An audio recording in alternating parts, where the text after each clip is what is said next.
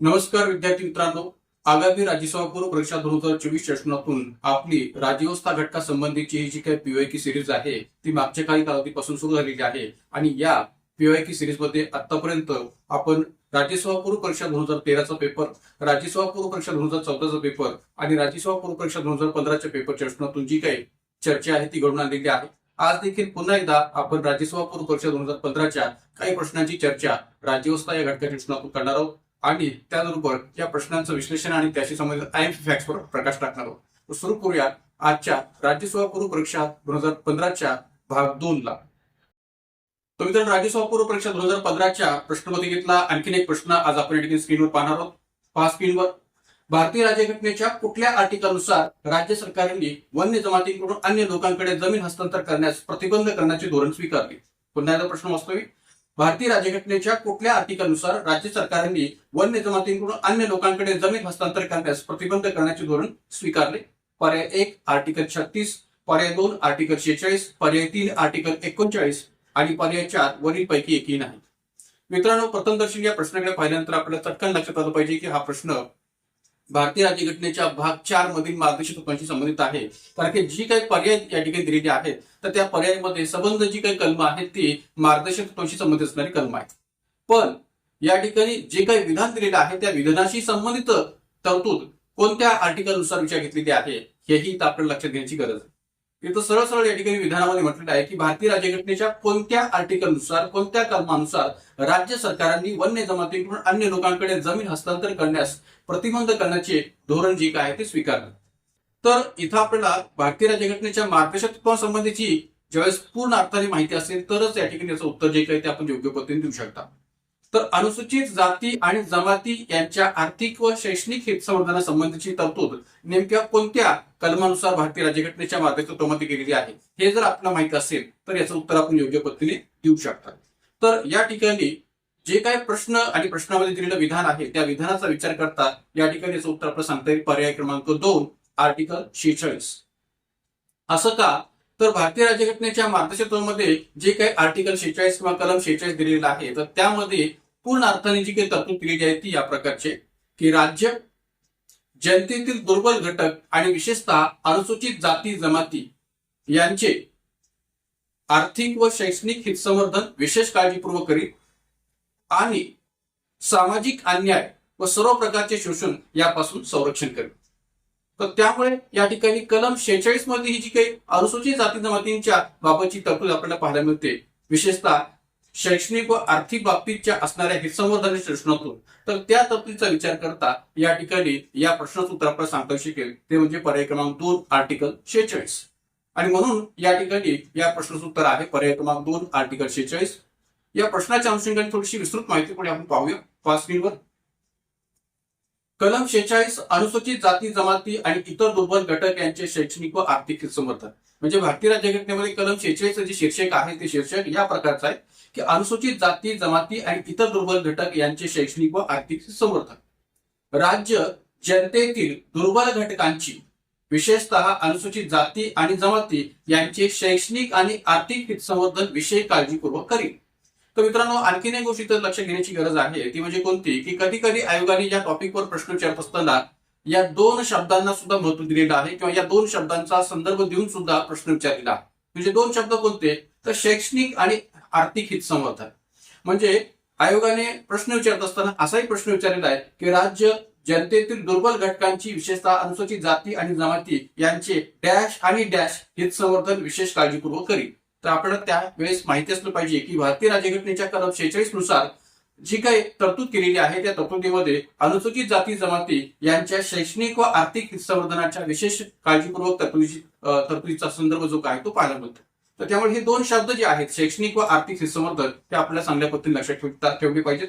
एवढंच नव्हे तर त्याचप्रमाणे त्यांना सामाजिक अन्याय व सर्व प्रकारचे शोषण यापासून संरक्षण करेल. म्हणजे या कलम 46 मध्ये एवढाच उल्लेख नाहीये की अनुसूचित जाती जमाती किंवा इतर दुर्बल घटकांच्या बाबतीतची असणारी शैक्षणिक व आर्थिक संवर्धनाची तरतूदच आहे अशातला भाग नाहीये. तर त्याचबरोबर या ठिकाणी सामाजिक अन्याय आणि सर्व प्रकारच्या शोषण यापासून त्यांचे संरक्षण केले जाईल याही बाबतची तरतूद या ठिकाणी विचार घेतलेली आहे. तर त्यामुळे या ठिकाणी या पूर्ण आर्टिकल 46चा संदर्भ जो काय तो या पद्धतीने आपल्या इथं घटनेमध्ये पाहायला मिळतो. एवढंच नव्हे तर खाली जो मी उल्लेख केलेला आहे तो देखील महत्वाचा आहे आपल्या या प्रश्नाच्या अनुषंगाने, की सर्वोच्च न्यायालयाने लिंगप्पा विरुद्ध महाराष्ट्र राज्य 1985 या खटल्याचं नाव चांगल्या पद्धतीने लक्षात ठेवा, कारण की याही दृष्टिकोनातून प्रश्न कधी कधी आयोगाने विचारलेले आहेत. तर त्यामुळे सर्वोच्च न्यायालयाने लिंगप्पा विरुद्ध महाराष्ट्र राज्य 1985 या खटल्यात अनुसूचित जमातीच्या व्यक्तीची जमीन बिगर अनुसूचित जमातीच्या व्यक्तीस हस्तांतरित करण्यास मनाई करणारा कायदा वैध आहे असा निर्णय दिला आहे.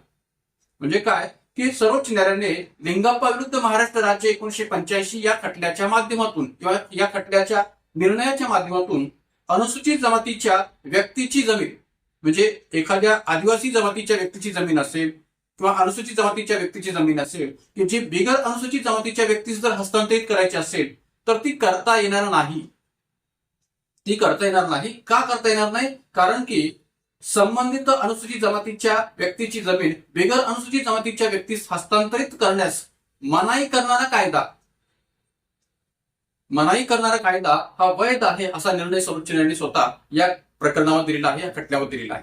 त्यामुळे कोणत्याही अनुसूचित जमातीच्या व्यक्तीची जमीन ही बिगर अनुसूचित जमातीच्या व्यक्तीला देता येईल का, हस्तांतरित करता येईल का, करता येणार नाही. आणि म्हणून प्रश्नामध्ये पण तोच संदर्भ आपल्याला विचारला गेला आहे की भारतीय राज्यघटनेच्या कोणत्या आर्टिकलनुसार राज्य सरकारांनी वन्य जमातीकडून अन्य लोकांकडे जमीन हस्तांतर करण्यास प्रतिबंध करण्याचे धोरण स्वीकारले. तर ऑब्व्हियसली कलम 46 नुसार, कारण की जो काही सर्वोच्च न्यायालयाचा निर्णय इथं आपल्याला पाहायला मिळतो तो याच कलम 46च्या आधारावर पाहायला मिळतो. हे इथं निश्चितपणे आपल्याला सांगता येऊ शकेल. तर एकंदरीत या सर्व दृष्टिकोनातून या प्रश्नाचं उत्तर आपल्याला सांगता येईल पर्याय क्रमांक 2.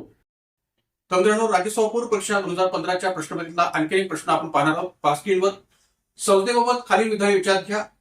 लक्षवेधी सूचनेची सर्वप्रथम तरतूद सन 1954 मध्ये करण्यात आली. ब. लक्षवेधी संबंधी सूचना सदस्याद्वारे लिखित स्वरूपात सकाळी 10 पर्यंत द्यावी लागते. क. विधान, एका बैठकीसाठी सभासद एकापेक्षा जास्त लक्षवेधी सूचना देऊ शकत नाही. वरीलपैकी कोणते विधान चुकीचे आहे? पर्याय 1 अ, पर्याय 2 ब, पर्याय 3 क आणि पर्याय 4 कोणतेही नाही. तर मित्रांनो, एक गोष्ट इथं लक्षात घ्या की आपल्या राज्यसभा पूर्व परीक्षा असो किंवा संयुक्त गट ब गट क पूर्व परीक्षा असो, वैधानिक कार्यपद्धती आणि संसदीय अधिवेशन कालखंडामध्ये वापरली जाणारी संसदीय कामकाजातील विभिन्न तंत्र या दोन्ही अनुषंगाने आयोगाकडून वारंवार प्रश्न विचारले जातात आणि बऱ्याच वेळा या प्रश्नांची उत्तरं सोडवताना आपण चुकतो. का? कारण की वैधानिक कार्यपद्धतीच्या संबंधित असणाऱ्या ज्या काही तरतुदी आहेत त्या वैधानिक कार्यपद्धती संबंधीच्या तरतुदींच्या बाबत प्रश्न विचारल्यानंतर आपला गोंधळ उडतो. एवढंच नव्हे तर या ठिकाणी संसदीय कामकाजाच्या बाबतीत वापरली जाणारी जी काही तंत्र आहेत तर त्या तंत्रांच्याही बाबतीत मग ते प्रश्नोत्तराचा तास असो, शून्यकाल प्रहरासंबंधीचा प्रश्न असो किंवा अविश्वास ठरावासंबंधीचा प्रश्न असो किंवा अर्ध्या तासाच्या संबंधीच्या चर्चेचा संबंधीचा प्रश्न असो किंवा लक्षवेधी सूचनेसंबंधीचा प्रश्न असो, अशी विभिन्न जी काही या ठिकाणी संसदीय कामकाजाच्या अंतर्गत वापरली जाणारी तंत्र आहेत त्या तंत्रांसंबंधीचा जर प्रश्न आपल्याला विचारला गेला तर आपली चुकण्याची शक्यता अधिकाधिक असते. आणि म्हणूनच आयोगाकडून या दोन टॉपिकवर म्हणजे वैधानिक कार्यपद्धती आणि संसदीय कामकाजाचे तंत्र याविषयी सारखा प्रश्न कोणत्या ना कोणत्या एक्झाम मध्ये विचारला जात असतो. तर त्यामुळे आपली या संसदीय कामकाजाच्या दृष्टीने असणारी जी काही संबंध तंत्र आहेत त्याविषयीची चांगली माहिती असणं किंवा त्याविषयीचा चांगला अभ्यास असणं आवश्यक आहे. याकरता ऑब्व्हियसली आपण या ठिकाणी आपली संसद किंवा हमारी संसद हे जे काही सुभाष कश्यप यांचं खूप चांगलं पुस्तक आहे ते वाचायला काय हरकत नाही, कारण की त्या पुस्तकामध्ये या संबंध तंत्रांचा खूप चांगल्या पद्धतीने उल्लेख जो आहे तो केलेला आहे. तर इथं या ठिकाणी लक्षवेधी सूचना या दृष्टीने विचारलेला प्रश्न आहे. तर आपण जर लक्षवेधी सूचनेशी संबंधित या संबंध विधानांकडे पाहिलं तर आपल्याला पहिलं विधान दिलेलं आहे की लक्षवेधी सूचनेची सर्वप्रथम तरतूद सन 1954 मध्ये करण्यात आली. तर मित्रांनो, पहिल्यांदा आपल्याला हे माहिती असलं पाहिजे की लक्षवेधी सूचना म्हणजे नेमकं काय. तर एक प्रकारे अत्यंत महत्वपूर्ण असणाऱ्या सार्वजनिक बाबीशी संबंधित प्रश्नाकडे सरकारचं त्वरित लक्ष जर वेधायचं असेल, अत्यंत महत्वपूर्ण असणाऱ्या सार्वजनिक बाबीशी संबंधित प्रश्नाकडे जर सरकारचं त्वरित लक्ष वेधायचं असेल तर जी सूचना कायदेमंडळामध्ये मांडली जाते त्या सूचनेला म्हटलं जातं लक्षवेधी सूचना. तर या अनुषंगाने जर इथं पहिलं जे विधान दिलेलं आहे की लक्षवेधी सूचनेची सर्वप्रथम तरतूद सन 1954 मध्ये करण्यात आली, तर हे विधान बरोबर आहे की लक्षवेधी सूचनेशी संबंधित सर्वप्रथम जी काही तरतूद आहे ती या ठिकाणी 1954 मध्येच करण्यात आली होती आणि संसदीय कामकाजविषयक नियमामध्ये या सूचनेचा समावेश 1958 मध्ये करण्यात आला. तर त्यामुळे या दोन्ही गोष्टी चांगल्या पद्धतीने लक्षात ठेवा की लक्षवेधी सूचनेची सर्वप्रथम तरतूद सन 1954 मध्ये तर करण्यात आलीच होती, पण त्याचबरोबर लक्षवेधी सूचनेशी संबंधित जी काही तरतूद आहे त्या तरतुदीचा विचार प्रत्यक्ष कामकाजविषयक नियमात 1958 मध्ये करण्यात आला होता. आणि म्हणून 1958 मध्ये या सूचनेचा समावेश प्रत्यक्ष कामकाजविषयक नियमात करण्यात आला हेही माहिती असू द्या, आणि या सूचनेची तत्व स्वरूपात 1954 मध्ये करण्यात आली होती हेही माहिती असू द्या. राहिला प्रश्न दुसऱ्या विधानाचा की लक्षवेधी संबंधित सूचना सदस्यांद्वारे लिखित स्वरूपात सकाळी 10 पर्यंत द्यावी लागते. तर निश्चितपणे हे पण विधान बरोबर आहे की संघीय कामकाजाच्या अंतर्गत लक्षवेधी सूचनेशी संबंधित असणारी जी काही सूचना आहे ती सदस्याद्वारे लेखी स्वरूपात सकाळी 10 वाजायच्या आत किंवा सकाळी 10 पर्यंत द्यावी लागते. हे ब विधान बरोबर आहे. राहिला प्रश्न क विधानाचा की एका बैठकीसाठी सभासद एकापेक्षा जास्त लक्षवेधी सूचना देऊ शकत नाही. तर हे विधान मात्र चुकीचं आहे. का? कारण की लक्षवेधी सूचनेच्या दृष्टिकोनातून जे काही नियम आहेत त्या नियमाचा विचार करता एका बैठकीसाठी एखादा सभासद 2 पेक्षा जास्त लक्षवेधी सूचना देऊ शकत नाही हे म्हणणं बरोबर आहे. 2 पेक्षा जास्त. पण इथं क विधानामध्ये एकापेक्षा जास्त लक्षवेधी सूचना देऊ शकत नाही असा उल्लेख असल्यामुळे क विधान जे काय ते चुकीचं आहे. असणं काय अपेक्षित आहे की एका बैठकीसाठी सभासद 2 पेक्षा जास्त लक्षवेधी सूचना देऊ शकत नाही असं असणं अपेक्षित आहे. पण इथं एकापेक्षा जास्त लक्षवेधी सूचना देऊ शकत नाही हा उल्लेख असल्यामुळे क विधान जे काय ते चुकीचं आहे. आणि म्हणून या ठिकाणी वरीलपैकी कोणतं विधान चुकीचं आहे तर उत्तर आपल्याला सांगता येईल पर्याय क्रमांक 3 क हे विधान चुकीचं आहे. म्हणून उत्तर आहे या ठिकाणी पर्याय क्रमांक 3 क. या अनुषंगाने थोडीशी विस्तृत माहिती या लक्षवेधी सूचनेसंबंधीची पुढे आपण पाहूया. स्क्रीनवर अत्यंत महत्वाच्या अशा सार्वजनिक बाबीकडे शासनाचे त्वरित लक्ष वेधण्यासाठी जी सूचना कायदेमंडळात मांडली जाते त्या सूचनेस लक्षवेधी सूचना असे म्हणतात. या सूचनेची तरतूद प्रथम 1954 मध्ये करण्यात आली होती. तसेच कामकाज विषयक नियमात या सूचनेचा समावेश 1958 मध्ये करण्यात आला. तर जसं मी मगाशी म्हटलं होतं तसं या ठिकाणी या दोन्ही गोष्टींचा संदर्भ आपण चांगल्या पद्धतीने लक्षात ठेवा. भारताच्या संसदीय कामकाजामध्ये खास भारतीय तंत्र म्हणून जे तंत्र विकसित झाले ते म्हणजे लक्षवेधी सूचना होय. मित्रांनो एक लक्षात घ्या की भलेही आपण भारताच्या संसदीय लोकशाहीची जी काही स्वीकार आहे भारतीय राज्यघटनेच्या पातळीवर आपण जो काही संसदीय लोकशाहीचा स्वीकार आहे तो ब्रिटनच्या राज्यघटनेतून केलेला आहे.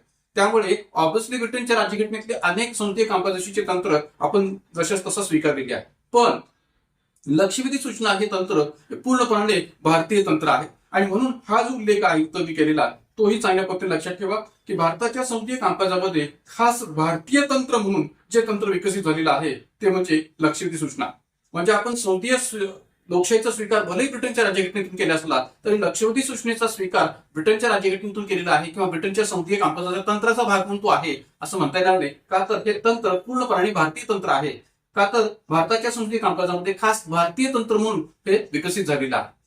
त्याचबरोबर या सूचनेद्वारे या लक्षवेधी सूचनेद्वारे शासनावर प्रभावी नियंत्रण तर ठेवता येतेच पण त्याचबरोबर प्रशासनातील उणिवा सभागृहाच्या निदर्शनास आणून देता येतात. म्हणजे लक्षवेधी सूचनेचं हे पण एक या ठिकाणी चांगलं एक प्रकारे वैशिष्ट्य आहे की या सूचनेद्वारे शासनावर प्रभावी नियंत्रण तर ठेवता येतेच पण त्याचबरोबर प्रशासनातील अनेक उणिवा सभागृहाच्या निदर्शनास आणून देता येतात.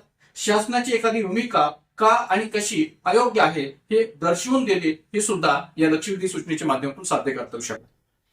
त्यामुळे लक्षवेधी सूचनेचं हे जे काही नियंत्रणाच्या पातळीवर असणारं वैशिष्ट्य हेही महत्वाचं आहे. त्याचबरोबर लक्षवेधी सूचना सदस्यांनी लेखी स्वरूपात द्यावी लागते आणि सकाळी 10 वाजताच्या आत ती द्यायला हवी. जसं प्रश्नामध्ये ब विधान दिलेलं आहे त्याचा विचार करता हे विधान या ठिकाणी बरोबर आहे. का तर लक्षवेधी सूचना सदस्यांनी लेखी स्वरूपात द्यावी लागते आणि सकाळी 10 वाजताच्या आत द्यावी लागते. कोणत्याही बैठकीसाठी 2 पेक्षा अधिक लक्षवेधी सूचना एका सदस्याला देता येत नाहीत. क विधानामध्ये एकापेक्षा अधिक असा जो उल्लेख केलेला आहे तो चुकीचा आहे. तर त्यामुळे या ठिकाणी इथं खऱ्याने याचं उत्तर काय आहे की कोणत्याही बैठकीसाठी 2 पेक्षा अधिक लक्षवेधी सूचना एका सदस्याला देता येत नाहीत. मात्र पुढचंही विधान चांगल्या पद्धतीने लक्षात ठेवा. मात्र एकाच विषयावरील सूचना एकापेक्षा अधिक सदस्याला देऊ शकतात. म्हणजे या ठिकाणी एकाच विषयावरील सूचना एकापेक्षा अधिक सदस्य देऊ शकतात. भलेही एका सदस्याला 2 पेक्षा अधिक लक्षवेधी सूचना देता येत नसल्या तरी एकाच विषयावरील सूचना एकापेक्षा अधिक सदस्य देऊ शकतात. म्हणजे थोडक्यात सर्वसामान्य भाषेत सांगायचं तर आपल्याला असं सांगता येऊ शकेल की एखादा सदस्य किंवा एक सदस्य 2 पेक्षा अधिक लक्षवेधी सूचना देऊ शकत नाही. मात्र एकाच विषयावरील किंवा समान विषयावरील सूचना एकापेक्षा अधिक सदस्य देऊ शकतात.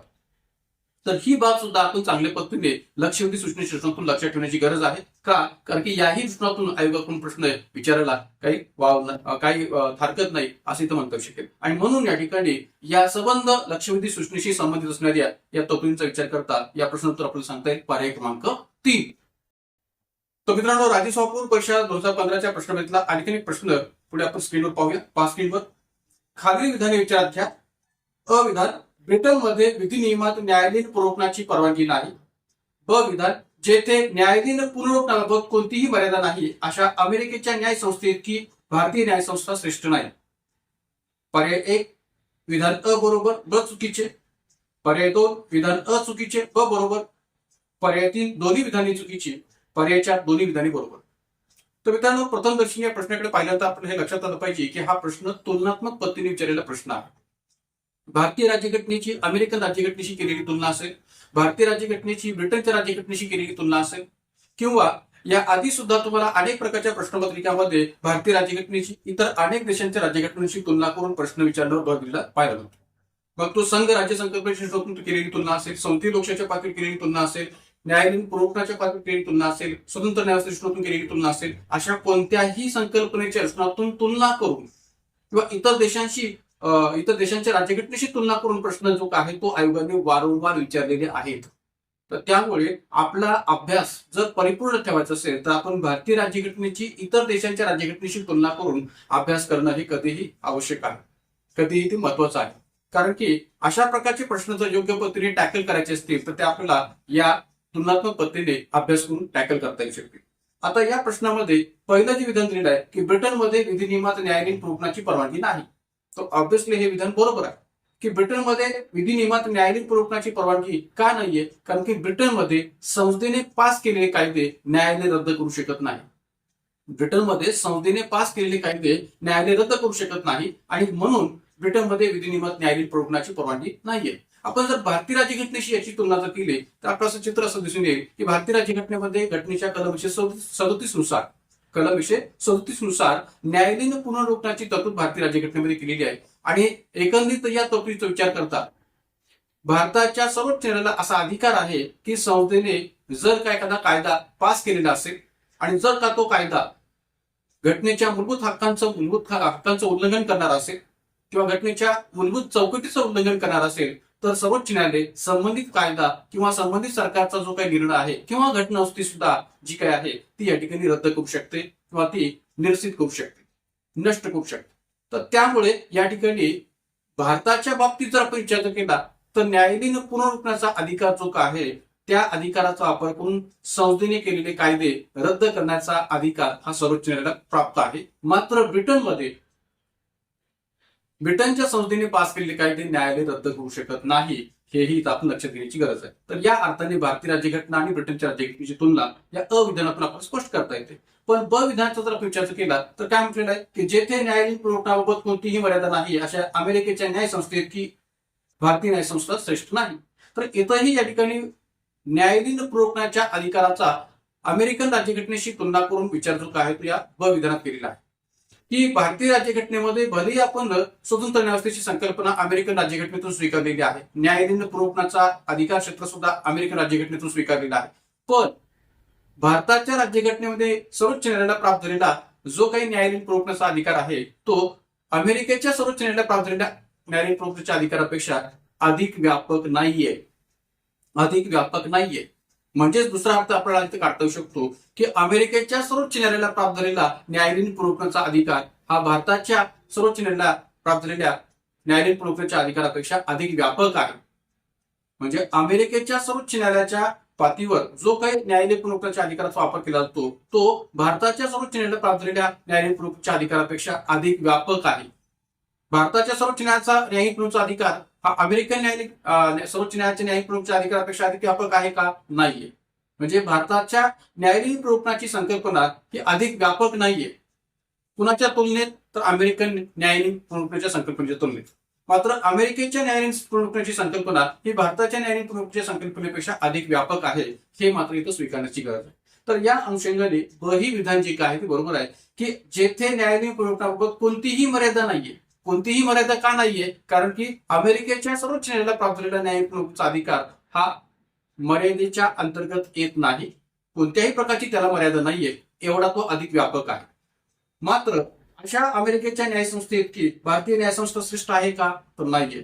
का नाहीये? कारण की भारताच्या न्यायालयीन प्रक्रियेच्या अधिकार क्षेत्राचा जर विचार केला तर हा अधिकार क्षेत्र किंवा हे अधिकार क्षेत्र अमेरिकेच्या न्यायालयीन प्रक्रियेच्या अधिकारापेक्षा कमी व्यापक आहे. अधिकार क्षेत्रापेक्षा कमी व्यापक असल्यामुळे भारतीय न्यायसंस्था तेवढी श्रेष्ठ नाहीये. तर या अनुषंगाने प्रश्न उत्तर आहे दोन्ही विधाने बरोबर. पर्याय क्रमांक 4 दोन्ही विधाने बरोबर. तर या अनुषंगाने पुढे विस्तृत माहिती आपण पाहूया. पास स्क्रीनवर ब्रिटनमध्ये संसदेने पास केलेले कायदे न्यायालय रद्द करू शकत नाही. ब्रिटनमध्ये संसदेने पास केलेले कायदे न्यायालय रद्द करू शकत नाही. त्यामुळे ब्रिटनमध्ये विधिनियमात न्यायालयीन प्रवर्तनाची परवानगी नाहीये. परिणामी ब्रिटनमध्ये संसद सर्वोच्च आहे. म्हणजे ब्रिटनमध्ये संसद सर्वश्रेष्ठ आहे, सर्वोच्च आहे. म्हणूनच या ठिकाणी ब्रिटनमध्ये संसदेने पास केलेले कायदे न्यायालय तिथे रद्द करू शकत नाही. आणि जेथे न्यायालयीन प्रवर्तनाबाबत कोणतीही मर्यादा नाही अशा अमेरिकेच्या न्यायसंस्थेत ती भारतीय न्यायसंस्था श्रेष्ठ नाहीये. का श्रेष्ठ नाहीये? का तर अमेरिकेतील जो काही सर्वोच्च न्यायालय आहे त्या सर्वोच्च न्यायालयास प्राप्त असलेला न्यायालयीन प्रवर्तनाचा अधिकार हा भारताच्या सर्वोच्च न्यायालयाला प्राप्त झालेल्या न्यायालयीन प्रवर्तनाच्या अधिकारापेक्षा अधिक व्यापक आहे. आणि म्हणून या ठिकाणी भारतीय न्यायव्यवस्था ही अमेरिकेच्या न्यायसंस्थेतली श्रेष्ठ नाहीये. का तर भारताच्या सर्वोच्च न्यायालयाला प्राप्त झालेल्या न्यायालयीन प्रवर्तनाचा अधिकार हा अमेरिकेच्या सर्वोच्च न्यायालयाला प्राप्त झालेल्या न्यायालयीन प्रवर्तनाच्या अधिकारापेक्षा कमी व्यापक आहे. त्या तुलनेत अमेरिकेच्या सर्वोच्च न्यायालयाचा न्यायिक प्रवर्तनाच्या अधिकाराचा भाग जो आहे तो अधिक व्यापक आहे. तर या अर्थाने या ठिकाणी या प्रश्न उत्तर आहे पर्याय क्रमांक 4.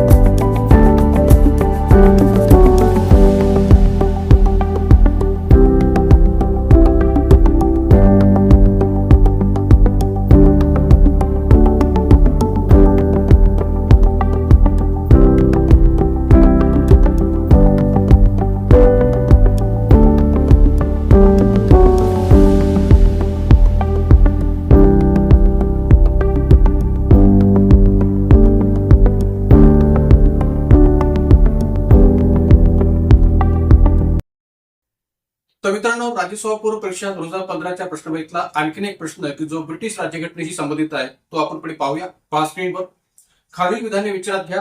अ विधान, ब्रिटिश घटना ही अलिखित आहे. ब विधान, ब्रिटनमध्ये संसद सर्वोच्च आहे. क विधान, ब्रिटिश घटना सर्वात अधिक लवचिक आहे. वरीलपैकी कोणते विधान चुकीचे आहे? पर्याय 1 अ, पर्याय 2 ब, पर्याय 3 क आणि पर्याय 4 वरीलपैकी कोणतेही नाही. तर मित्रांनो, मागचा प्रश्न आपण या ठिकाणी एक प्रकारे तुलनात्मक पद्धतीने पाहिला होता की भारतीय राज्यघटनेची अमेरिकन राज्यघटनेशी तुलना, भारतीय राज्यघटनेची ब्रिटिश राज्यघटनेशी तुलना न्यायालयीन प्रवर्तनाच्या पातळीवर. मात्र या ठिकाणी जो प्रश्न आयोगाने विचारलेला आहे तो टोटली ब्रिटिश राज्यघटनेविषयी विचारलेला आहे. तर या ठिकाणी प्रत्येक विधान आपण ब्रिटिश राज्यघटनेच्या रचनातून इथे विचार घेण्याची गरज आहे. त्यातलं पहिलं विधान पहा की ब्रिटिश घटना ही अलिखित आहे. ऑब्व्हियसली हे विधान या ठिकाणी पूर्णपणे बरोबर आहे की ब्रिटिश घटना ही अलिखित आहे. का? कारण की भारताच्या राज्यघटनेशी जर आपण तुलना केली तर आपल्याला सांगता शकेल की भारतीय राज्यघटना किंवा भारतीय संविधान हे विशिष्ट कालावधीमध्ये तयार केलेलं संविधान आहे. भारतामध्ये संविधान सभा निवडून आलेली होती आणि या निवडून आलेल्या संविधान सभेने विशिष्ट कालावधीमध्ये लिखित स्वरूपात भारतीय राज्यघटना तयार केलेली आपल्याला पाहायला मिळते. मात्र ब्रिटिश राज्यघटना ही अलिखित आहे. ती संविधान सभेकडून विशिष्ट कालावधीमध्ये तयार केलेली आहे का? तर नाहीये. मान्य करता येईल की ब्रिटिश राज्यघटना ही अंशतः लिखित आहे, कारण की वेळोवेळी या संविधानातला काही भाग जो आहे तो लिहिला गेलेला आहे. मात्र जरी असं असलं तरी ब्रिटिश घटना ही लोकशाहीच्या रूढी परंपरा अधिकाधिक अवलंबून असल्यामुळे किंवा अधिकाधिक आधारलेली असल्यामुळे या ठिकाणी ती अलिखित आहे असं म्हणायला अधिकाधिक वाव आहे. आणि म्हणून या ठिकाणी अविधान जे आहे की ब्रिटिश घटना ही अलिखित आहे, तर हे विधान बरोबर आहे. आता मुद्दा इथं हा येतो की ब्रिटनची राज्यघटना ही लोकशाहीच्या रूढी परंपरेवर आधारित आहे, म्हणजे नेमकं काय? तर मित्रांनो, एक उदाहरण मी या ठिकाणी यासाठी देऊ इच्छितोय की या प्रकारचं आहे की ब्रिटनचा राजा किंवा ब्रिटनच्या राजगद्दीवर बसलेली एखादी व्यक्ती, मग ती राजा असो, राणी असो किंवा इतर कोणी असो, तर ही राजगद्दीवर बसलेली व्यक्ती जर का आजारी पडलेली असेल तर सबंध ब्रिटनची जनता ही त्या राजाबद्दल, त्या राणीबद्दल किंवा त्या राजपदावरील व्यक्तीबद्दल चिंता व्यक्त करते आणि चर्चेसमध्ये जाऊन प्रार्थना करते किंवा एक प्रकारे मंदिरामध्ये जाऊन प्रार्थना करते आपल्या राजाबद्दल किंवा आपल्या राणीबद्दल, की आमचा जो राजा आहे तो लवकरात लवकर बरा व्हावा, अशी ती या ठिकाणी प्रार्थना चर्चेसमध्ये जाऊन करते. पण भारतामध्ये चित्र आपल्याला असं दिसून येतं का की भारताचे राष्ट्रपती द्रौपदी मुर्मू या आजारी आहेत म्हणून सबंध भारतीय जनता ही मंदिरामध्ये, मशिदीमध्ये, गुरुद्वारामध्ये जाऊन प्रार्थना करते, असं चित्र आपल्याला पाहायला मिळणार नाही. मग ब्रिटनमध्ये असं का घडतं की तिथली जनता, ब्रिटिश जनता ही आपल्या राज्याबद्दल एवढी चिंता व्यक्त करते आणि चर्चेसमध्ये जाऊन त्याच्याविषयी, त्याच्याबाबत काळजी व्यक्त करते, चिंता करते किंवा प्रार्थना करते, तर तिथं ती लोकशाहीची रूढी परंपरा आहे. आणि म्हणून या ठिकाणी ब्रिटनची राज्यघटना अशा अनेक लोकशाहीच्या रूढी परंपरा आधारित असल्यामुळे ती अलिखित आहे असं म्हणायला वाव आहे. म्हणून पहिलं विधान जे आहे अविधान, हे बरोबर आहे.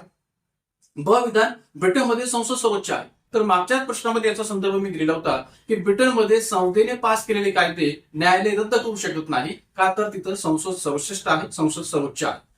संसदेला सर्व प्रकारचे कायदे पास करता येतात. एवढंच नव्हे तर संसदेने पास केलेले कायदे हा राजा देखील रद्द करू शकत नाही, एवढी संसद सर्वश्रेष्ठ आहे असं मला तिथं वाव.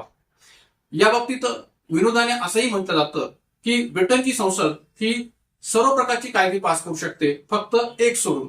एक सोडून म्हणजे काय, तर पुरुषाचा स्त्री आणि स्त्रीचा पुरुष एवढं फक्त संसद तिथली करू शकत नाही, मात्र बाकी सगळं काही करू शकते, एवढी संसद तिथली सर्वश्रेष्ठ आहे, सर्वोच्च आहे असं म्हणायला वाव. म्हणून दुसरंही विधान बरोबर आहे की ब्रिटनमध्ये संसद सर्वोच्च आहे. क विधान, ब्रिटिश घटना सर्वात अधिक लवचिक आहे. तर ऑब्व्हियसली क विधान सुद्धा बरोबर आहे की ब्रिटिश घटना सर्वात अधिक लवचिक आहे. ब्रिटनच्या घटनेमध्ये घटनावलीची प्रक्रिया याबाबतची तरतूद नाहीये. ब्रिटनच्या घटनेमध्ये घटनावलीच्या प्रक्रियेची तरतूद नाहीये, पण ब्रिटनच्या घटनेमध्ये शीघ्र गतीने बदल होऊ शकतो. शीघ्र गतीने ब्रिटनच्या घटनेमध्ये किंवा ब्रिटनच्या घटनेच्या अंतर्गत बदल करता येऊ शकतो. संसदेला तसा अधिकार आहे की ते शीघ्र गतीने या घटनेमध्ये बदल करू शकतात. आणि म्हणून या ठिकाणी ब्रिटिश घटना ही सर्वात अधिक लवचिक आहे असंही म्हणाला तर वाव. म्हणून तिन्ही विधाने बरोबर आहेत. म्हणून या ठिकाणी कोणतंही विधान चुकीचं आहे का, तर नाहीये. म्हणून या अर्थाने या प्रश्नाचं उत्तर आपण सांगता येईल पर्याय क्रमांक 4 वरीलपैकी कोणतेही नाही. सर्व विधाने बरोबर आहेत, म्हणून उत्तर आहे पर्याय क्रमांक 4 वरीलपैकी कोणतेही नाही. तर या प्रश्नाच्या अनुषंगाने थोडी विस्तृत माहिती पुढे आपण स्क्रीनवर पाहूया. आपल्या स्क्रीनवर ब्रिटनमध्ये इतर देशांप्रमाणे कोणतीही घटना मंडळ विशिष्ट हेतूने प्रेरित होऊन विशिष्ट काळात घटना तयार करण्यासाठी एकत्र आली नाही. जसं मी मगाशी म्हटलं की संविधान सभा की जिने एकत्र येऊन विशिष्ट कालावधी भारतीय संविधान तयार केलं होतं, तसं ब्रिटनमध्ये कोणतेही घटना मंडळ एक प्रेरित होऊन एकत्र आलं नाही, विशिष्ट काळात त्यांनी घटना तयार केलेली नाहीये. ब्रिटिश घटना ही लोकशाहीच्या अनेक रूढी परंपरावर आधारित आहे. कशा पद्धतीने, मगाशी मी तुम्हाला सांगितलं, ब्रिटिश घटनेस अंशतः लिखित म्हणता येईल. अंशतः का लिखित म्हणता येईल, कारण की ब्रिटनच्या घटनेत वेळोवेळी तयार झालेला काही लिखित भाग आहे. वेळोवेळी तयार झालेला काही लिखित भाग आहे, जसं की Magna Carta, petition of rights, bill of rights, असे काही भाग जे काय आहेत ते ब्रिटनच्या राज्यघटनेमध्ये वेळोवेळी लिखित स्वरूपात विचार घेतले गेले आहेत. यामुळे तिला अंशतः लिखित स्वरूपाची राज्यघटना असं म्हणायला वाव आहे. ब्रिटनमध्ये विधी नियमात न्यायालयीन प्रमुखाची परवानगी नाही. यामुळे ब्रिटनमध्ये संसदेने पास केलेले कायदे न्यायालय रद्द करू शकत नाही. एवढंच नव्हे तर संसदेने पास केलेले कायदे रद्द करण्याचा अधिकार राजाला देखील नाही. जसं मी मागाशी म्हटलं होतं की राजा देखील तिथे संसदेने पास केलेले कायदे रद्द करू शकत नाही. यामुळे ब्रिटनमध्ये संसदेला सर्व कायदे पास करण्याचा अधिकार आहे. ब्रिटनमध्ये संसदेला सर्व प्रकारचे कायदे पास करण्याचा अधिकार आहे. ब्रिटनच्या घटनेमध्ये घटनावलीची तरतूद नाहीये आणि त्यामुळे घटनेत शीघ्र गतीने बदल होऊ शकतो. ब्रिटनच्या घटनेमध्ये शीघ्र गतीने बदल होऊ शकतो, का तर तिथे घटनावलीची तरतूदच नाहीये. मात्र घटनेत मॅन्डेट कन्व्हेन्शनच्या आधारे लोकांना विश्वासात घेतल्याशिवाय कोणतेही बदल घडविले जात नाहीत. मान्य करूया की तिथे या ठिकाणी घटनासूची तरतूद नाहीये, पण जरी त्याची तरतूद नसली तरी घटनेत मॅन्डेट कन्व्हेन्शनच्या आधारे लोकांना विश्वासात घेतल्याशिवाय कोणतेही बदल घडविले जात नाहीत हे देखील तेवढंच महत्वाचं आहे. आणि म्हणून या सर्व अर्थाने या प्रश्नातली तिन्ही विधाने बरोबर आहेत. म्हणून या ठिकाणी प्रश्न उत्तर आहे पर्याय क्रमांक 4. तर मित्रांनो, राज्यसभा पूर्व परीक्षा 2015च्या प्रश्नामधला आणखी एक प्रश्न पुढे आपण पाहणार आहोत. 5 स्क्रीनवर राज्य प्रशासकीय लवादाच्या अध्यक्षाची नेमणूक कोण करतात? राज्य प्रशासकीय लवादाच्या अध्यक्षाची नेमणूक कोण करतात? पर्याय 1 राज्यपाल, पर्याय 2 राष्ट्रपती, पर्याय 3 उच्च न्यायालयाचे मुख्य न्यायाधीश आणि पर्याय 4 राष्ट्रीय न्यायिक आयोग. तर मित्रांनो, हा प्रश्न टोटली फॅक्च्युअल बेसिसवर विचारलेला प्रश्न आहे, वन लाईनर क्वेश्चन आहे. तर त्यामुळे आपल्याला एक्झॅक्ट त्याचं उत्तर माहित असेल तरच आपण या ठिकाणी या प्रश्नाचं उत्तर देऊ शकता. तर मित्रांनो, या ठिकाणी राज्य प्रशासकीय लवाद किंवा राज्य प्रशासकीय न्यायाधिकरण या प्रश्नातून विचारलेला प्रश्न आहे की यांच्या अध्यक्षाची नेमणूक कोण करतात. तर मित्रांनो, एक लक्षात घ्या की भारतीय राज्यघटनेमध्ये 42व्या घटनानुसार भाग 14A अंतर्गत कलम 323A नुसार न्यायाधिकरण याबाबतची तरतूद आपल्याला पाहायला मिळते. भाग 14A अंतर्गत कलम 323A नुसार न्यायाधिकरणासंबंधीची तरतूद आपल्याला भारतीय राज्यघटनेमध्ये पाहायला मिळते की जी 42व्या घटनेनुसार विचार घेतलेली आहे. मात्र या ठिकाणी इथं पर्टिक्युलर एका राज्य प्रशासकीय लवादाविषयी किंवा राज्य प्रशासकीय न्यायाधिकरणाविषयी प्रश्न विचारलेला आहे की यांच्या अध्यक्षाची नेमणूक कोण करतात. तर या ठिकाणी या प्रश्न उत्तर आहे पर्याय क्रमांक 2 राष्ट्रपती. की भारतीय राज्यघटनेच्या कलम 323A(2) नुसार राज्य प्रशासकीय लवाद किंवा न्यायाधिकरणाच्या अध्यक्षाची नेमणूक कोण करतात? तर राष्ट्रपती करतात. आणि म्हणून या ठिकाणी या प्रश्न उत्तर आहे पर्याय क्रमांक 2 राष्ट्रपती. थोडीशी माहिती विस्तृत पद्धतीने पुढे पाहूया. भारतीय घटनेच्या भाग 14A आणि कलम 323A मधील उपकलम 323A(2) नुसार राज्य प्रशासकीय लवाद किंवा न्यायाधिकरणाच्या अध्यक्षाची नेमणूक राष्ट्रपती करतात. तर त्यामुळे या ठिकाणी या प्रश्नामध्ये 3 गोष्टी महत्वाच्या आहेत. एक म्हणजे 42व्या घटनानुसार ही तरतूद या ठिकाणी विचार घेतलेली आहे. भाग 14A मध्ये याचा संदर्भ आपल्याला पाहायला मिळतो. कलम 323A मध्ये पण याचा संदर्भ आपल्याला पाहायला मिळतो. आणि उपकलम 323A(2) नुसार राज्य प्रशासकीय लवादाच्या अध्यक्षाची नेमणूक राष्ट्रपती करतात असं म्हणायची जागा आहे. तर या सर्व अर्थाने या प्रश्न उत्तर आहे पर्याय 2 राष्ट्रपती. मित्रांनो, भारतीय राज्यघटनेशी संबंधित एक फॅक्च्युअल प्रश्न पाहिल्यानंतर आता एक सैद्धांतिक किंवा थेरॉटिकल प्रश्न आपण या ठिकाणी भारतीय राज्यघटनेच्या दृष्टीने पाहूया. 5 स्क्रीनवर भारतीय राज्यघटनेच्या मूलभूत चौकटीच्या तत्वातून डॅश व्यक्त होते. भारतीय राज्यघटनेच्या मूलभूत चौकटीच्या तत्वातून डॅश व्यक्त होते. पर्याय 1 राज्यघटनेची काही वैशिष्ट्ये अत्यंत आवश्यक असतात की जी केव्हाच रद्द करता येत नाहीत. पर्याय 2 मूलभूत अधिकार संक्षिप्त करता येत नाहीत अथवा हिरावून घेता येत नाहीत. पर्याय 3 अनुच्छेद 368 मध्ये नमूद केलेल्या घटनावलीच्या पद्धती व्यतिरिक्त अन्य मार्गाने राज्यघटनेत बदल करता येऊ शकत नाही. आणि पर्याय 4 सरनाम्यामध्ये बदल केला जाऊ शकत नाही कारण तो राज्यघटनेचा भाग असत नाही. तर मित्रांनो, हा जो काही प्रश्न या ठिकाणी विचारलेला आहे तो टोटली सैद्धांतिक किंवा थेरॉटिकल बेसिसवर विचारलेला प्रश्न आहे. जर का आपल्याला प्रश्न समजला तरच आपण याचं योग्य उत्तर जे काय ते स्पष्ट करू शकता किंवा सोडू शकता. आता प्रश्न विचारलेला आहे तो या प्रकारचा आहे की भारतीय राज्यघटनेच्या मूलभूत चौकटीच्या तत्वातून डॅश व्यक्त होते. आपल्याला माहित असेल केशवनंद भारती घटनेच्या माध्यमातून आपल्याकडे सर्वोच्च न्यायालयाने घटनेची मूलभूत चौकट किंवा घटनेचा मूळ आराखडा याविषयीचा परिचय जो काय तो करून दिला होता की याविषयीचा उल्लेख जो काय तो केलेला होता. तर त्यामुळे पहिल्यांदा आपल्याला हे माहिती असणं गरजेचं आहे की घटनेची मूलभूत चौकट म्हणजे नेमकं काय. जर का आपल्या घटनेची मूलभूत चौकट म्हणजे काय हे या ठिकाणी या पर्यायातून शोधता आलं तर मग आपल्याला या प्रश्नाचं उत्तर सहज पद्धतीने सोडवता येऊ शकेल. आता घटनेची मूलभूत चौकट म्हणजे काय किंवा घटनेचा मूळ आराखडा म्हणजे नेमकं काय, तर याचं उत्तर या प्रश्नाच्या पहिल्या पर्यायातून प्राप्त होतं. पहिला पर्याय काय दिले पहा, राज्यघटनेची काही वैशिष्ट्ये अत्यंत आवश्यक असतात की जी केव्हाच रद्द करता येत नाहीत. म्हणजे राज्यघटनेची अशी काही पायाभूत वैशिष्ट्ये आहेत की जी अत्यंत आवश्यक असतात जी केव्हाच रद्द करता येत नाहीत. का? कारण की या पायाभूत वैशिष्ट्यांच्या माध्यमातूनच घटनेचा मूळ आराखडा किंवा घटनेची मूलभूत चौकट तयार झालेली आहे. मग अशी राज्यघटनेची पायाभूत वैशिष्ट्ये नेमकी कोणती आहेत, या पायाभूत वैशिष्ट्यांमध्ये नेमक्या कोणत्या गोष्टींचा समावेश होतो याचा उलगडा या ठिकाणी केशवनंद भारती खटल्याच्या निर्णयामध्ये विभिन्न न्यायमूर्तींनी केलेला आहे. ज्यावेळेस घटनेच्या मूलभूत आराखड्याचं चित्र रेखाटलं जात होतं सर्वोच्च न्यायालयाच्या माध्यमातून, तेव्हा घटनेच्या मूलभूत आराखड्याचे चित्र रेखाटताना सर्वोच्च न्यायालयाने मूलभूत हक्क, मार्गदर्शक तत्वे, घटनेचा सरनामा या सर्व गोष्टी डोळ्यासमोर ठेवलेल्या होत्या. एवढंच नव्हे तर या घटनेच्या मूलभूत आराखड्याचे चित्र रेखाटण्याच्या माध्यमातूनच घटनेचा सरनामा हा भारतीय राज्यघटनेचा भाग आहे हे या निर्णयाच्या माध्यमातून स्पष्ट केलं गेलं होतं. पण या ठिकाणी या मूलभूत आराखड्याचे चित्र रेखाटताना या मूलभूत आराखड्यामध्ये किंवा या घटनेच्या मूलभूत चौकटीमध्ये नेमक्या कोणत्या पायाभूत वैशिष्ट्यांचा समावेश होतो याबाबत या ठिकाणी सर्वोच्च न्यायालयाच्या न्यायाधीशांचं एकमत नव्हतं. किंबहुना घटनेचा मूळ आराखडा म्हणजे काय याविषयी सर्वोच्च न्यायालयाच्या न्यायाधीशांमध्ये एकमत नव्हतं. का तर प्रत्येक न्यायमूर्तींनी घटनेच्या मूलभूत आराखड्याची किंवा मूलभूत चौकटीची जी काही व्याख्या आहे ती वेगवेगळ्या पद्धतीने केली होती. किंबहुना घटनेच्या मूलभूत चौकटीमध्ये किंवा मूळ आराखड्यामध्ये कोणत्या पायाभूत वैशिष्ट्यांचा समावेश होतो याबाबतची यादी प्रत्येक न्यायमूर्तींची वेगवेगळी होती. त्यामुळे ही यादी नेमकी कशी होती आणि कशा पद्धतीने घटनेच्या मूलभूत आराखड्याचा किंवा मूळ चौकटीचा विचार प्रत्येक न्यायमूर्तीने केला होता याचा उलगडा आपण पुढील विस्ताराने असणाऱ्या विश्लेषणामध्ये पाहणार आहोत. तर या ठिकाणी या प्रश्नाचं उत्तर आपल्याला सांगता येईल. पर्याय क्रमांक 1, राज्यघटनेची अशी वैशिष्ट्ये की जी अत्यंत आवश्यक असतात की जी केव्हाच रद्द करता येत नाही. म्हणजे भारतीय राज्यघटनेच्या मूलभूत चौकटीतून नेमकं काय व्यक्त होतं तर राज्यघटनेची काही वैशिष्ट्ये अत्यंत आवश्यक असतात जी केव्हाच रद्द करता येत नाहीत हे या प्रश्नाचं उत्तर आपल्याला सांगता येईल पर्याय क्रमांक 1 च्या माध्यमातून. तर मित्रांनो या प्रश्नाच्या अनुषंगाने जे काही विस्तृत विश्लेषण आहे ते पुढे आपण पाहूया. पाच स्क्रीनवर भारतीय राज्यघटनेची मूलभूत चौकट केशवानंद भारती खटल्याच्या निर्णयामध्ये मूळ आराखड्याची चित्र रेखाटताना बहुतेक न्यायमूर्तींनी घटनेचा सरनामा, मूलभूत हक्क, राज्य धोरणाची मार्गदर्शक तत्वे या गोष्टी डोळ्यासमोर ठेवल्या होत्या. म्हणजे राज्यघटनेची जी काही मूलभूत चौकट आहे ती मूलभूत चौकट याचं वर्णन करत असताना किंवा त्याबाबतचं चित्र रेखाटताना केशवानंद भारती खटल्याच्या निर्णयाअंतर्गत या मूळ आराखड्याचे चित्र रेखाटताना बहुतेक न्यायमूर्तींनी कोणत्या गोष्टी डोळ्यासमोर ठेवल्या होत्या तर घटनेचा सरनामा म्हणजे प्रियांबल, मूलभूत हक्क आणि राजधोरणाची मार्गदर्शक तत्वे या सर्व गोष्टी डोळ्यासमोर ठेवल्या होत्या. यामुळेच घटनेचा सरनामा हा भारतीय राज्यघटनेचा भाग आहे असं केशवानंद भारती खटल्याच्या निर्णयाद्वारे मान्य केलं जातं. राज्यघटनेची अशी काही पायाभूत वैशिष्ट्ये आहेत की जी अत्यंत आवश्यक असतात ती केव्हाच रद्द करता येत नाहीत. अशाच पायाभूत वैशिष्ट्यांनी भारतीय घटनेचा मूळ आराखडा किंवा घटनेची मूलभूत चौकट तयार झालेली आहे हे देखील इथं आपल्याला लक्षात घ्यायची गरज आहे.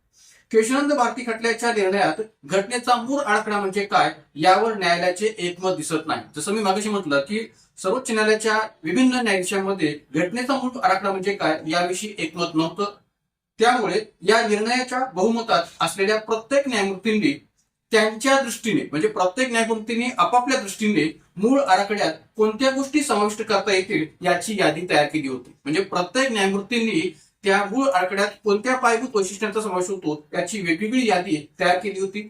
या यादीनुसार प्रत्येक न्यायमूर्तींचं या पायाभूत वैशिष्ट्यांच्या बाबतीत किंवा या घटनेच्या मूलभूत आराखड्याच्या बाबतीत काय म्हणणं होतं ते पुढे आपण पाहूया. 5 स्क्रीनवर या निर्णयात सरन्यायाधीश सिकरी यांनी घटनेच्या मूळ आराखड्यात पुढील गोष्टींचा समावेश केला होता. कोणत्या तर घटनेची सर्वश्रेष्ठता, प्रजासत्ताक व लोकशाही शासन, धर्मनिरपेक्ष घटना, न्यायपालिका, कार्यपालिका, कायदेमंडळ यांच्यामधील अधिकारांचं विभाजन, फेडरल किंवा संघ राज्य व केंद्र अशी शासन व्यवस्था असलेली राज्यघटना.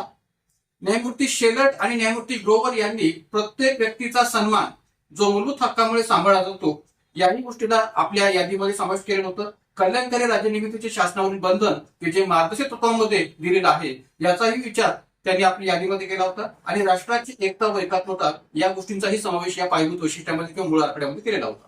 न्यायमूर्ती हेगडे आणि न्यायमूर्ती मुखर्जी यांनी जी काही मूलभूत आराखड्याचे चित्र रेखाटलेलं आहे तर त्याच्यामध्ये त्यांनी भारताचे सार्वभौमत्व, भारतीय राज्य पद्धतीचा लोकशाही गुणधर्म, देशाची अखंडता, नागरिकांना देऊ केलेल्या व्यक्तिगत स्वातंत्र्याची आवश्यक वैशिष्ट्ये, कल्याणकारी राज्यनिर्मितीचे बंधन, सर्व मानव समान आहेत असे मानणारा समाज तर या संबंध गोष्टींचा समावेश न्यायमूर्ती हेगडे आणि मुखर्जी यांनी आपल्या मूलभूत आराखड्याच्या यादीमध्ये केला होता.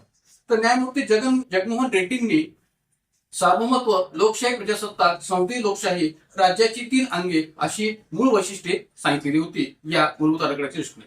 तर मित्रांनो मी जसं मागाशी म्हटलं की राज्यघटनेच्या मूलभूत आराखड्याविषयी किंवा मूलभूत चौकटीविषयी या ठिकाणी प्रत्येक न्यायमूर्तीमध्ये वेगवेगळी जी काही मतं आहेत ती पाहायला मिळतात, वेगवेगळं म्हणणं जे काय ते पाहायला मिळतं आणि यावरून या ठिकाणी आपण असं म्हणता शिकेल घटनेचा मूलभूत आराखडा म्हणजे काय किंवा घटनेची मूळ चौकट म्हणजे काय याविषयी प्रत्येक न्यायमूर्तीमध्ये वेगवेगळी मतं असल्यामुळे एक मत नव्हतं आणि म्हणून या ठिकाणी घटनेचा मूळ आराखडा म्हणजे किंवा मूलभूत चौकट म्हणजे काय याविषयी एकमत आज देखील नाहीये. व वेगवेगळ्या निर्णयांच्या माध्यमातून म्हणजे केशवानंद भारती खटल्याच्या निर्णयानंतर सुद्धा वेगवेगळ्या इतर निर्णयांच्या माध्यमातून सुद्धा या घटनेच्या मूलभूत आराखड्याची जी काही चौकट आहे किंवा एक प्रकारे मूळ आराखड्याचं जे काही रेखाचित्र आहे ते अधिक व्यापक होत गेलेलं आहे हेही इथं मान्य करायला हरकत नाही. त्यामुळे या ठिकाणी घटनेची मूलभूत चौकट किंवा basic structure of Indian constitution म्हटलं की त्याची व्यापकता ही अधिक मोठी आहे असे आपण म्हणता येऊ शकेल. तर या अनुषंगाने जर विचार केला तर या प्रश्नाचं उत्तर आपल्याला सांगता येईल पर्याय क्रमांक 1. तर मित्रांनो, राज्यसभा पूर्व परीक्षेच्या पीवायक्यू सिरीज मध्ये आज आपण राज्यसभा पूर्व परीक्षा 2015च्या काही प्रश्नांची चर्चा जी काय ती भाग 2 च्या माध्यमातून घडून आलेली आहे. उर्वरित प्रश्नांची चर्चा भाग 3 च्या माध्यमातून पुन्हा एकदा आपण या ठिकाणी घडून आणणार आहोत. तर अशाच प्रकारच्या प्रश्नांच्या विश्लेषणासाठी आणि IMP फॅक्ट्सच्या माहितीसाठी आपल्या चॅनलला अधिकाधिक संख्येने सबस्क्राईब करा, लाईक करा, शेअर करा. आज इथं आपण या व्हिडिओमध्ये थांबूयात. धन्यवाद.